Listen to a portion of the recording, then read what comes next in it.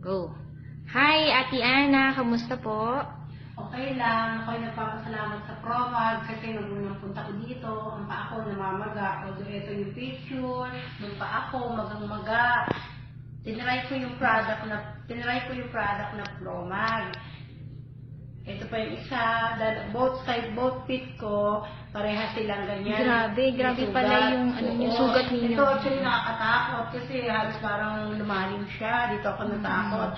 Pero nung matry ko yung Promag, binabad ko siya. Twice that day ako nagbabawad kasi ang taas ng sugar ko, 400 plus. Tapos yun, patuloy lang ako nagbabad hanggang maubos yung 1 bottle.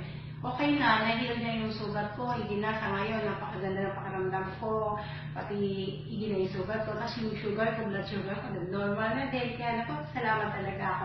Sabi ko nga, chat ko si Esther kung hindi umibig yung sugat ko, nilalang ko niya ako.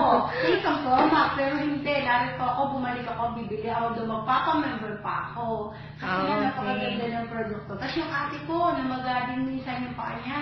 Sabi ko, try mo din. Binigyan ko siya, libre. Kasi kapatid ko naman, 2 babad lang yung maganang paa niya, nawala. Nakakay siya.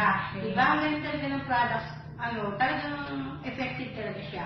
Nagulat nga po ako, ma'am, bumalik po kayo ulit. At nagpapasalamat din po ako, nakatulong din sa inyo yun.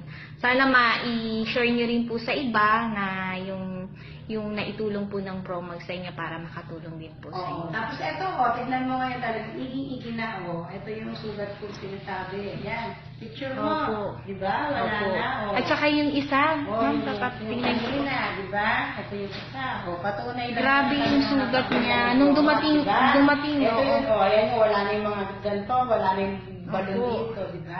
Naalala ko nga po nung dumating kayo dito, grabe po. Hindi kayo halos makalakad. Hindi ako noon. Ngayon, okay na.